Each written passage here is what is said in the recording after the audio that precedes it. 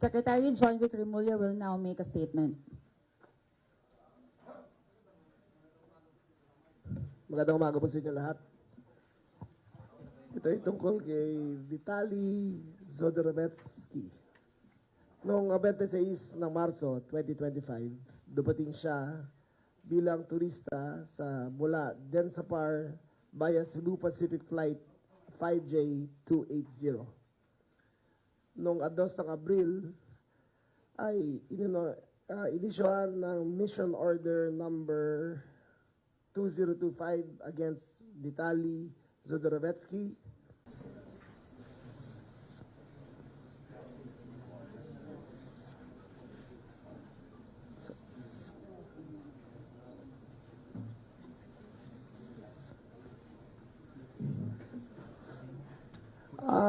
Bago tayo magpatuloy, isasad ko rin na yung 5 acts na chinarge siya ay ipapile sa Taguig, di ba? Sa Taguig?